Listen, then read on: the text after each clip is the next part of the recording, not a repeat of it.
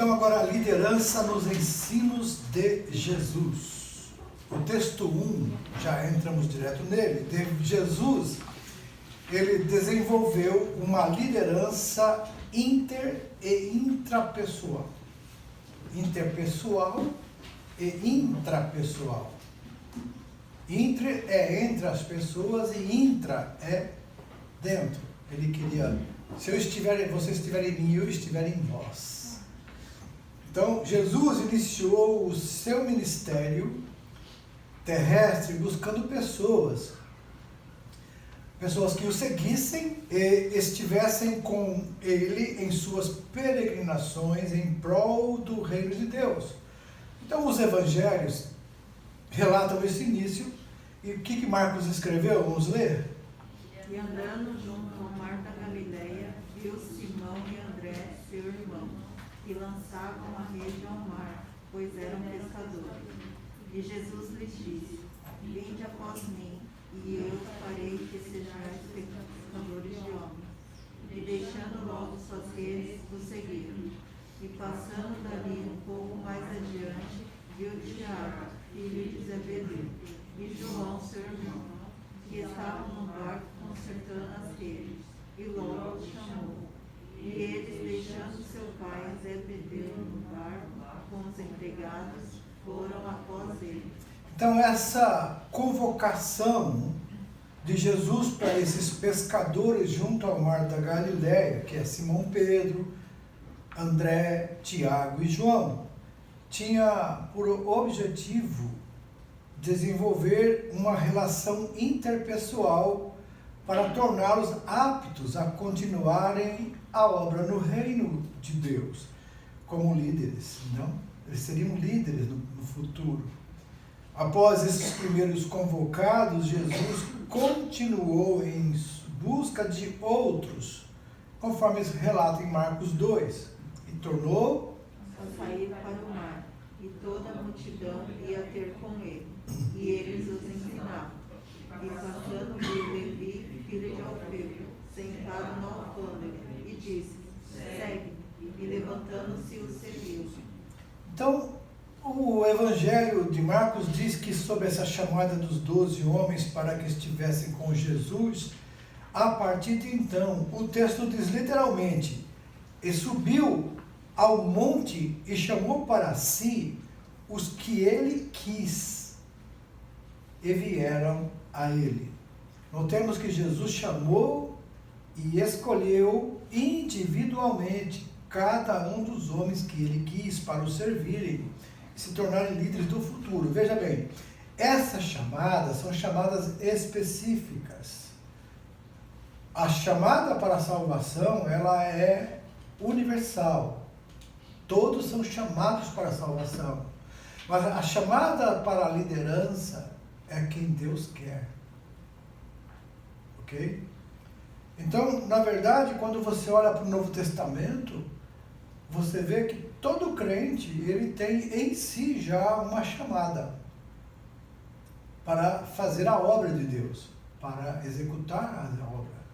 Agora, desses todos, Deus vai levantando alguns para liderar, que é aqueles que vão servir aqueles que estão sendo liderados.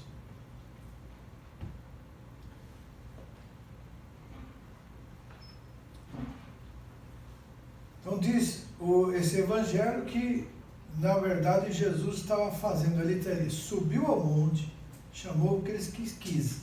E é interessante que esse fato lembra um princípio interpessoal muito interessante nos costumes dos povos que ficam entre as tribos do norte da África do Sul, que relatava esse livro A Quinta Disciplina, que é a expressão, a saudação de algumas tribos, né, utilizam a expressão salvo bona, que literalmente significa eu te vejo. Isso eles falam para uma pessoa desconhecida que eles vêm passando, né, pela primeira vez, e diz: olha, a gente não diz aqui, né, prazer em conhecê-lo, né, prazer em conhecer, a primeira vez que você vê uma pessoa apresentada, prazer em conhecer. Eles dizem salve bona, Agora, quando são pessoas conhecidas ou da mesma tribo, já a saudação é Shikona, que quer dizer estou te vendo. Essa saudação na ética Ubuntu é uma forma de respeito por outra pessoa. Então a pessoa não conhece, prazer em conhecê-lo, tudo é uma saudação. E já quando a pessoa é conhecida, nós falamos, como você vai? Como você está indo? Tudo bem? Quer dizer, já não é mais prazer em conhecê-lo, né? Então o que Jesus fez, sendo um judeu, o que ele fez? Ele valorizou o seu projeto com um sentido de valorização pessoal aos homens, que viu e chamou para estarem consigo o tempo todo. Como líder, Jesus fez uma abordagem direta, clara, sobre a pessoa com quem ele quis investir para ser os seus líderes. Foi o de vê-los com os olhos de águia, isso é, penetrando em suas almas para descobrir neles os escolhidos do futuro. Jesus foi mestre por excelência ao desenvolver uma relação interpessoal com aqueles 12 homens que escolheu e, sob a égide do Espírito Santo, esquadrinhou o interior de cada um deles quanto ao exercício da liderança a ser desenvolvida após sua volta ao Pai. Então, Jesus ia voltar para Deus e ele ia deixar a responsabilidade de continuidade daquilo que ele tinha ensinado com aqueles 12 homens. Então, Jesus trabalhou a mente e o coração dos seus discípulos para torná-los aptos para a futura missão na igreja. Jesus empregou também a metáfora da videira e seus ramos, deixando claro o que ele buscava dentro desses homens. E veja bem, Jesus, ele não está interessado no estereótipo, naquilo que se apresenta. Ele olha para dentro do nosso coração. Ele conhece a intenção do coração. Isso, amados, é o que vale. E é muito importante a gente entender isso. Vamos ler aqui o João 15, de 1 a 7. Eu sou a videira verdadeira, e meu Pai é o lavrador. Toda vara em mim que não dá fruto, atira, e limpa toda aquela que dá fruto, para que dê mais fruto. Vós já estáis limpos pela palavra que vos tenho falado. Estáis em mim, e eu em vós. A vara de si mesma não pode dar fruto, se não estiver na videira. Assim também vós, se não estiverdes em mim. Eu sou a videira, vós as varas. Quem está em mim e eu nele, este dá muito fruto, porque sem mim nada podeis fazer. Se alguém não estiver em mim, será lançado fora, como a vara, e secará, e os correm lançam no fogo e ardem. Se vós estiverdes em mim, e as minhas palavras estiverem em vós, pedireis tudo o que quiserdes, e vos será feito. É o segredo da oração respondida. Se vós estiverdes em mim, e a minha palavra estiver em vós. E por quê, amados? Ora, se nós estivermos em Cristo, e a palavra dele está em nós, tudo que a gente vai pedir será de acordo com a vontade dele. Porque o pedido, muitas vezes, que fazemos é egoísta, é precipitado, né? Como o pedido da mãe de João e Tiago, precipitado, não sabendo o que está pedindo, né? Então, se nós estivermos nele, automaticamente seremos guiados pelo Espírito Santo, até mesmo para pedirmos, para desejarmos.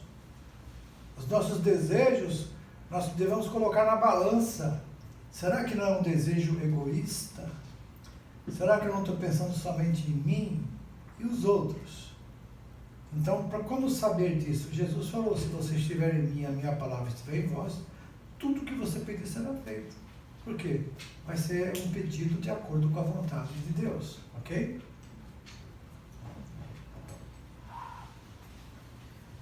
Então, o que nós aprendemos aqui? Está em mim e eu em vós, versículo 4, né? Aprendemos que o mundo está cheio de forças que existem lá fora, fora de nós, e que agem sobre nós. Forças que são exatamente a influência do comportamento do homem e da sociedade que vivemos, influencia o nosso comportamento. Porém, porque temos a força divina dentro de nós, suprida pelo Espírito Santo, o Espírito de Cristo, né? Sabemos o que fazer e o que estamos fazendo, porque temos dentro de nós o quê? Uma relação com Cristo. Essa é intrapessoal, uma relação interior. Somos aptos para enfrentar os grandes desafios inerentes ao exercício da liderança cristã. 10.1. Aí tem algo errado? Não. Tudo bem. Antes de liderar os outros, aprendamos a liderar nós mesmos. Eita, boy. Mateus 7, de 3 a 5, vamos ler. E por que reparas no arreio que está no olho do teu irmão, e não vês a trave que está no teu olho? Ou como dirás a teu irmão, deixa-me tirar o arreio do teu olho, estando uma trave no teu? Hipócrita, tira a primeira trave do teu olho, e então ficarás em tirar o arreio do olho do teu irmão. Lembra que eu comentei na primeira aula sobre isso? Julgamentos. Nós, inclusive, quando temos alguma função de liderança, a tendência é sempre achar que estamos acima de outras pessoas. E quando isso acontece, é sinal que há um defeito na nossa concepção de liderança. Com essa lição que dá aos que aspiram à liderança, Jesus está literalmente declarando que quem deseja liderar e orientar a vida de outra pessoa, ela precisa o quê? Cuidar da sua própria vida. Em síntese, quem consegue ver um cisco no olho do outro, esse negócio da argueiro, né? É um cisco. É um cisco, né? Então, quem consegue ver um cisco no olho do outro, precisa ver a trave que está no seu próprio olho. Isso é, às vezes a pessoa não está enxergando ele mesmo. Não está se enxergando. O líder, ele é visado em todos os movimentos da sua vida pessoal. O líder que quer ser líder mesmo, ele tem que estar disposto a ser um livro aberto, um transparente. Ele não pode ter nada escondido. Porque fatalmente, se ele é um líder cristão, Satanás vai fazer questão de um dia colocar para todo mundo ver e ouvir o que aquele líder tem de problema, para desacreditar a sua liderança. Se eu quiser, como líder, influenciar positivamente e provocar um impacto significativo na vida de outros, eu devo antes primeiro olhar-me no espelho da vida para ver qual é a imagem que eu estou refletindo para os meus liderados. quando olhamos para a nossa imagem no espelho, é que isto refletimos ante a pessoa sob nossa liderança. Isto é, quando nós oramos a Deus, Deus mostra o que está de bem, como aquele corinho que a gente canta, que é um versículo, né? O Senhor me sonda, me conhece. Vê se há em mim algum caminho mau e guia-me por caminhos eternos.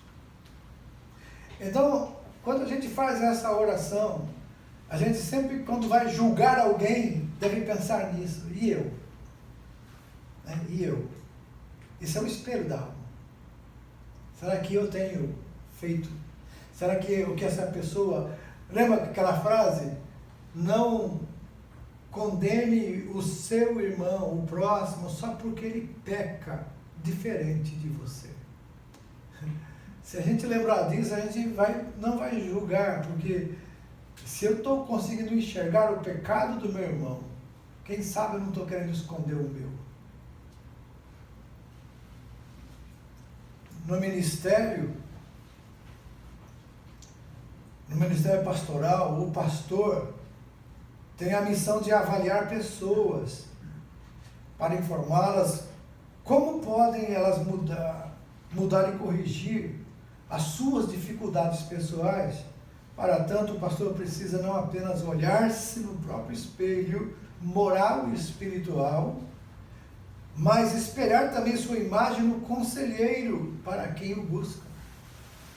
O que eu posso ser de útil para esse irmão, para essa irmã que está com essa dificuldade na vida?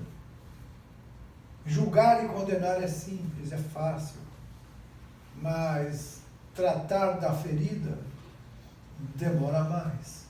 Né? O texto diz literalmente: tira primeiro a trave do seu olho, para poder enxergar o argueiro, que é o cisco, que está no olho do teu irmão. E se soubermos que há alguma coisa errada na vida de outra pessoa, como líderes, devemos fazer o quê? Orientá-las e ajudá-la a corrigir o seu erro. Precisamos, como dirigente, ter o cuidado de primeiro enxergar nossas próprias falhas. Foi isso o que Jesus ensinou aos seus discípulos. E olha que Jesus nem precisava, porque ele não tinha falhas. Mas ele queria que os discípulos enxergassem primeiro, antes de julgar os outros. E para liderarmos outras pessoas, devemos analisar honestamente a nossa própria vida, com atitude de autocrítica e humildade, para que nós tenhamos condições de ajudar os outros a analisarem suas próprias vidas e corrigi-las.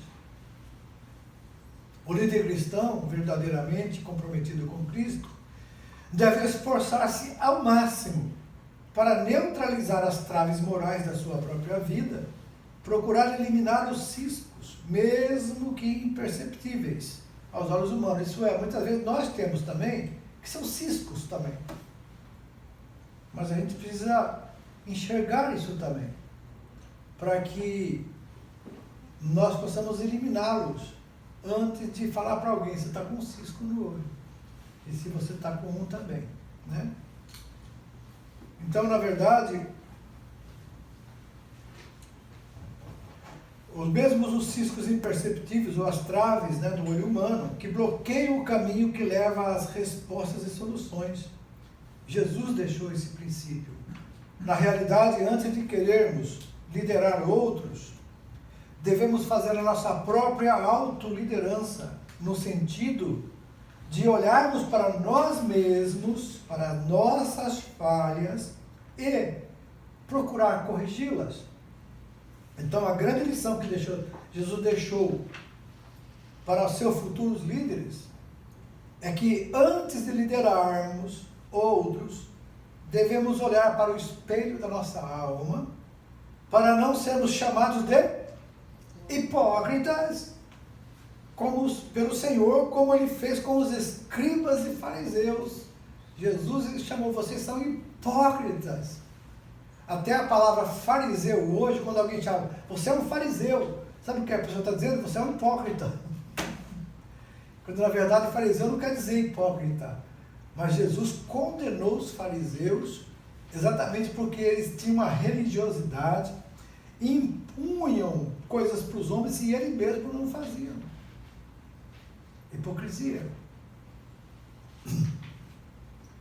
Primeiro devemos remover a trave que nos impede de vermos a nós mesmos, para depois, de limpos os olhos, podermos ajudar outros que precisam de nossa liderança. Por isso, para que nos tornemos líderes eficazes para os outros, precisamos, primeiro, aprender a liderar a nós mesmos. Isso exige um pouco de disciplina também, disciplina pessoal. É muito importante isso. As oportunidades para o erro surgem sempre, para todos. A diferença é qual é a sua atitude para com aquela tentação. Você pode rejeitá-la ou aceitá-la. 10, 5, 6, 7. 7. D. É D. 8. A. O 3. Humildade. Humildade é o caminho para o líder servo. Na liderança cristã não há espaço para ostentação, para presunção pessoal. Só há espaço para a humildade. Jesus, ele personificou e ensinou liderança como serviço. Por quê? Ele mesmo era um líder servo. Em todos os sentidos. Ele disse, né? Eu não vim para ser servido, mas para servir. Então, no tempo todo do seu ministério terreno, Jesus identificou-se como aquele que veio para este mundo para fazer a vontade do Pai. Então, ele era submisso ao que o Pai comandava. Ao convocar e selecionar homens que o acompanhariam, Jesus guiou pelo caminho da humildade. A sua filosofia de liderança conflita frontalmente com a filosofia mundana, porque ele não veio para ser servido, mas para servir. Lá em Mateus 20, 28, ele falou, o Filho do Homem não veio, né? Jesus desafiava os conceitos comuns da época. Certa feita, ele foi convidado para comer pão na casa de um fariseu em um sábado. O fariseu, nesse dia, como todo judeu, não fariam qualquer coisa ou obra que representasse esforço ou trabalho. Enquanto chegavam à casa, apareceu repentinamente um homem doente, hidrópico, isso é, ele tinha um problema de acumulação de líquido seroso na cavidade do corpo. E Jesus viu o sofrimento do homem e o curou, mas isso causou escândalo para os religiosos. Para dar ênfase a seu papel de líder espiritual como uma missão acima das regras e preconceitos humanos, Jesus proferiu uma parábola nos versículos 7 a 14 sobre os que se assentam nos primeiros lugares e os mais destacados em uma mesa de jantar. Essa foi uma grande lição de Jesus como modelo para que os que aspiram aos primeiros lugares e os que lugares de destaque em termos de liderança. A primeira lição, ele disse é que todo líder deve cultivar a humildade e esperar que Deus o exalte no tempo devido. Então, o líder ele não pode se projetar, Deus é que tem que projetá-lo. Na liderança cristã, não se apresenta em assentar-se nos primeiros lugares, mas aguarda o tempo próprio para que seu líder principal o convide, ou delegue essa missão na parábola de Jesus, sobre os que se assentam à mesa. Ninguém o faz, sem que seja convidado para tal. No ministério cristão, os apressados logo estarão frustrados e envergonhados quando alguém chegar e dizer: dá licença para aquela autoridade que chegou a sentar aí, você não pode sentar ali atrás. Fica ruim, né? Eu me lembro, eu estava em São Paulo, no templo central da Assembleia de Deus, e o meu pastor foi, ele é um dos líderes, ele senta lá na frente, e eu estava lá embaixo, e ele me chamou para sentar perto dele. Eu falei: não. E ele: vem aqui, rapaz. Eu falei: pastor, deixa eu ficar aqui. Aí ele praticamente me deu ordem: vem. Aí eu fui lá e falei: pastor, e se eu sentar aqui, vai chegar alguém mais importante, eu vou ter que sair, eu vou passar vergonha. Ele falou assim: deixa aqui, rapaz, senta aqui, que se alguém tiver que sair daqui, eu saio, junto com você. Aí nessa época, estava uma época que era de eleição, e eu estava sentado do lado dele e falei: Jesus, mas tem misericórdia, bem na frente. E aquele, mais de 3.000 obreiros, assim, pastores. Né? Eu falei: Jesus, se apareceu alguém aqui, de repente eu vejo entrando ali Eduardo Campos e a Marina Silva, que eram candidatos à presidência. Eu olhei, falei: pastor, licença. Antes de me pedirem, eu já saí, porque eu sabia que eles iam sentar ali. Então, a gente não pode desejar. Alguém chamou, eu fui honrado, me senti honrado de estar ali, mas ao mesmo tempo preocupado, porque eu não era o digno de estar ali. Tem gente mais importante na vista dos homens, inclusive, não? Porque essa aí que eu falei, e o outro lá, o outro morreu, né, coitado, o avião caiu lá e morreram ele. Agora, essa aí, nem crente é direito, e ela prega, você tem que ver, dá até para você dar um aleluia quando ela fala. Mas ela tem as ideias totalmente progressistas, esquerdistas, que não tem nada a ver com o cristianismo. Né? Essa tal de Marina Silva. Ela tem umas ideias totalmente a favor do Lula, desse pessoal todo aí que é feiticeiro e só pensa na destruição, erotização de crianças, aborto e tudo quanto que a Bíblia condena. Mas eu sabia que o lugar meu não era ali. E eu nem esperei eu me convidar. Eu falei: deixa, eu já estou de saída, já escapei. Eu falei: antes que... Aí depois eu olhava para o pastor assim, ele falou: risada, né? Ainda tirou uma de mim, ainda falando assim: te peguei. Mas eu esperei você me pedir para sair. Então, tem que tomar cuidado, amados. Não temos necessidade, é Deus quem nos honra no tempo dele e não quando a gente quer. Né? Então, são situações que você vê que a honra vem de Deus. Nós estávamos na Suécia e era centenário da Assembleia de Deus. E eu estava lá entre eles. Estava num lugar, numa sala. Aí chega o pastor José Wellington, o presidente da Convenção do Brasil. Ele chega lá e está lá, e aquela... Então, quando ele chega, fica uma roda de pastores em volta. Eu estava lá na outra sala, sabia que ele estava lá. Mas falei: quando o pessoal sair, eu vou lá cumprimentá-lo. Mas daqui a pouco alguém vem lá e fala assim: quem é o Inácio? Inácio? Bom, sou eu. Assim, o pastor está te chamando lá, pastor José Wellington. Eu pensei comigo: o que eu fiz? Porque para me chamar assim é alguma coisa errada. Eu falei: mas não fiz nada errado. Aí quando eu chego lá, e aquela rodinha estava lá ainda, aí quando ele levantou, que é pequenininho, né? Levantou assim: oi, não, vem aqui. Eu falei: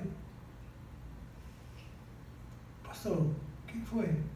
Você, não, rapaz, você é orgulhoso, você não fala mais com a gente.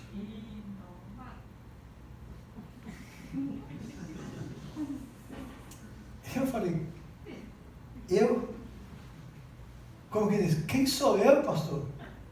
Você entende? Quem sou eu para não querer cumprimentar o senhor? O senhor está tem muita gente mais importante do que eu aqui, ó, falando com o senhor. Não, você... Irmãos, é impressionante, eu não sei por que Deus faz isso. Mas que Deus quer provar o seguinte: nunca queira, deixe que Deus faça. Ele te honra. E todos os pastores abriram assim, para passar. Eu não pedi, e também isso para mim não é nenhuma glória. Tá? Deus me honrou, mas eu não sinto isso como que eu seja superior a ninguém. Continuo o mesmo. Sabe por quê? Porque eu sei quem eu sou. O apóstolo Paulo dizia: eu sou o menor dos apóstolos. E na época ele era muito odiado por uns e amado por outros. E nós somos assim. Então nós não podemos querer algo que não pertence a nós. Pertence a Deus. E se Ele quiser honrar você, Ele vai te honrar. Agora você não deve ficar correndo atrás da honra. Corra atrás de ser fiel, de servir ao Senhor com o coração voluntário. E um dia Deus vai colocar o reconhecimento para você. Então, todo líder deve cultivar essa humildade e esperar que Deus exalte no tempo devido. Depois, a segunda lição é: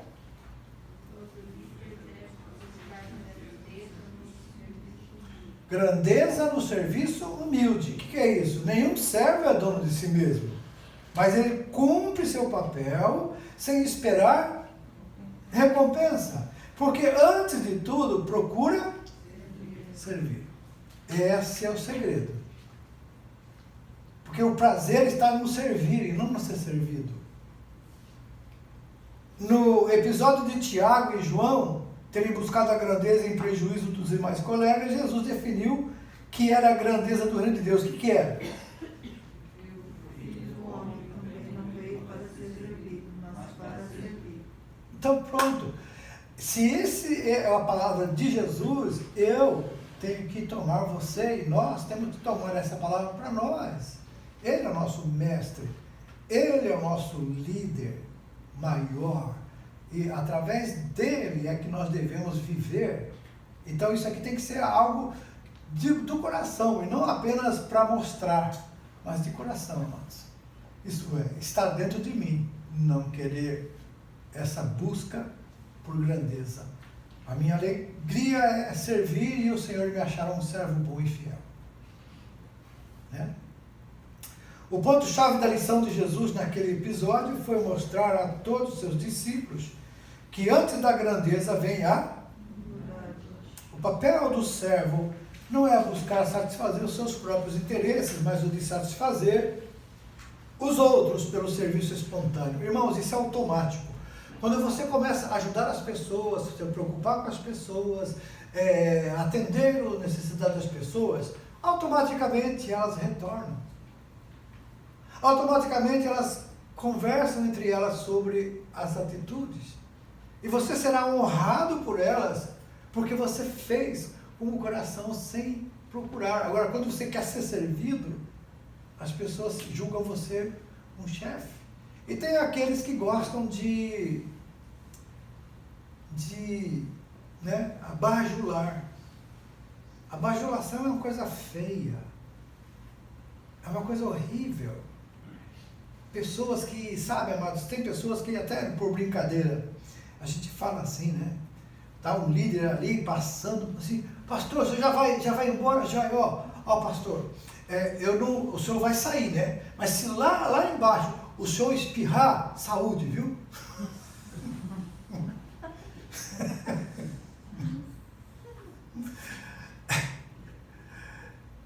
Quer dizer, imagina uma pessoa que está pensando assim: eu quero que o senhor saiba que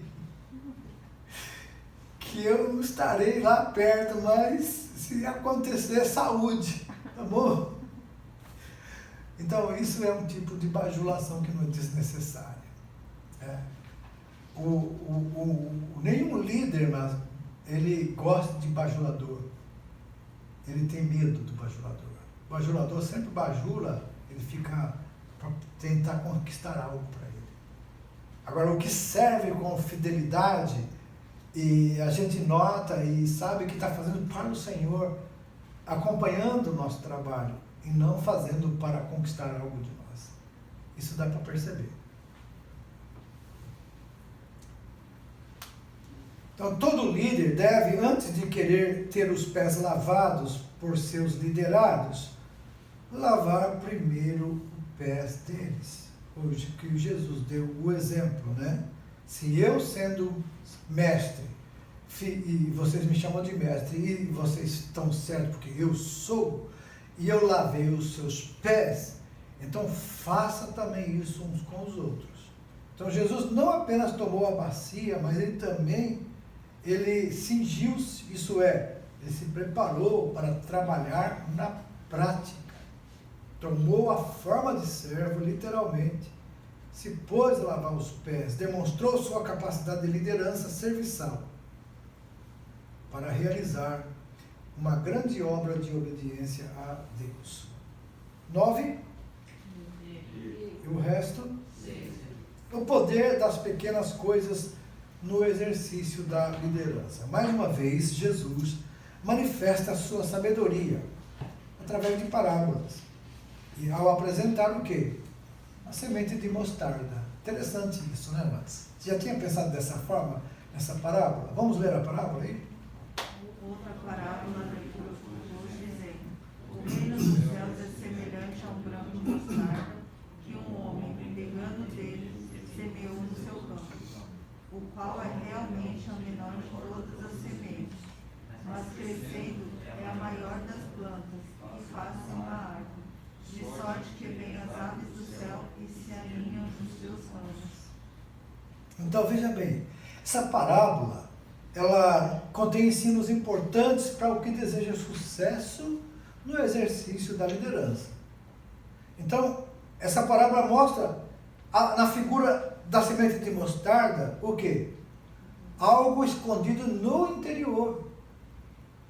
Jesus descreve com clareza o sentido figurado dessa semente, mostrando que a fé alcança uma dimensão muito maior do que se pode imaginar. A ideia que corre no mundo é de que quanto maior, melhor. Ou quanto mais, melhor. Entretanto, a realidade da fé, ela deve ser manifestada nos termos de qualidade, não de quantidade ou de dimensionalidade. Por exemplo, geralmente, a ideia de um líder sugere uma figura heróica e carismática, mas a ideia cristã de liderança difere na forma e no conteúdo. O poder da semente de mostarda, ela não aparece o poder dela, certo? É uma das menores das sementes das hortaliças. Semente de mostarda. Não tem carisma, nem chama a atenção. Ainda que em um mundo de ritmo acelerado e de megalomania, né, não cabe no seio do cristianismo autêntico a figura da extravagância do poder. Eu já vi pastores falar para mim: eu vou mudar a minha igreja, eu vou mudar a forma do rito da minha igreja, porque eu quero uma igreja com 500 membros, com 5.000 membros. E na época eu falei para esse companheiro e disse: cuidado, se você vai mudar o sistema da sua igreja, você vai provar para os crentes que até agora você estava errado. E como que os crentes vão confiar que essa outra forma que você vai usar para governar a igreja é a certa? Ele falou: não, mas aí tem que mudar, eu tenho que ter o direito de mudar, vocês não têm o direito de mudar, e os crentes têm o direito de aceitar ou não. E houve problema com a mudança. Ele não ouviu o conselho. Por quê? Porque essa ganância por poder, por grandeza, e às vezes isso afeta o líder. Ele quer se destacar, ele quer provar, ele quer mostrar que é melhor, que está mais, e aí acaba se afundando em problemas e também até mesmo em dívidas. E depois o resultado é catastrófico. Mas muitas vezes Deus dá a oportunidade à pessoa aprender com o erro, né? O importante é isso. Mas importante também é saber eu jamais pensaria em mudar meu sistema de dirigir igreja. Primeiro porque a gente trabalha ensinando a palavra. A gente tem ensino na terça, tem ensino na quinta, tem ensino na sexta e tem ensino no sábado, né? Só domingo que a gente usa para o culto de celebração. Mas os crentes da nossa igreja são ensinados semanalmente. E quem não pode vir, se quiser em casa, assiste. Porque tem também a live. Então isso, amados, dá o quê? Segurança para mim como pastor, porque é a palavra de Deus que está sendo ministrada. Se aquela pessoa recebeu a palavra. Se não recebe, não recebeu a palavra. Não é problema do pastor, é problema dele com Deus. Agora, se eu falo o que eu acho, o que eu penso, então é problema meu com Deus. Mas se eu falo o que Deus falou, é problema daquele que recebe e aceita ou não. É com Deus. Então, como diz, eu estou livre do sangue. Ok? A figura do líder poderoso é a do mandatário, do déspota, do autocrático. Muitos ditadores famosos foram e são líderes maus, que agem com intimidação e medo. Sabe, amados? Tem líderes que intimidam a igreja. Olha, cuidado, se você sair desse ministério, se você sair dessa igreja, o diabo vai entrar na sua casa, vai destruir sua família, vai acabar com a sua vida. Tem líderes assim. Mas a Bíblia diz que não tarda o dia que Deus vai tratar com eles. Arrogantes, déspotas, cheios de si, autoritários. Olha os outros de cima para baixo, como se, sabe, depreciando, como se eles fosse o dono da verdade. No cristianismo, os que usaram essa forma de liderança deixaram marcas tristes para a história, ao contrariar todos os princípios básicos deixados por Cristo. Tem pessoas dessas igrejas, amados, que saíram da igreja e não conseguem entrar em mais nenhuma igreja mais. Não conseguem. Uma lavagem cerebral que fazem na mente dessas pessoas, que mantém elas cativas. A hora que elas escapam desse cativeiro, elas não conseguem mais também se firmar em nenhum outro lugar. É uma tristeza isso. Pequenas coisas têm poder para produzir grandes coisas. Um líder cristão precisa aprender a lidar com pequenas coisas. Quando Jesus buscou os homens que ele queria para segui-lo, não os buscou no meios acadêmicos, nem nas elites da Palestina. Ele foi encontrá-los aonde? Junto ao mar da Galileia. Eram, na maioria, homens iletrados, sem nenhum destaque social. Eram, de fato, os que não mostravam grandeza exterior. Mas Jesus, com seu olhar de águia, como nós vimos, ele viu lá dentro aquela pedra bruta, mas tinha ali uma pedra preciosa que precisava ser burilada, né? Precisava ser tratada, como Jesus fez em 3 anos e pouco com aqueles homens. Com a força de uma semente de mostarda. Então Jesus os tirou do meio das multidões por detectar as qualidades íntimas que possuíam para se tornarem os líderes revolucionários do futuro próximo. Aqueles discípulos de Jesus não tinham a proeminência visionária de líderes seculares como Gandhi, Martin Luther King ou John Kennedy. Os discípulos de Jesus eram homens da plebe palestínica, das cercanias do mar da Galileia, e não chamavam a atenção de ninguém. A força que tinham estava escondida no peito de cada um deles.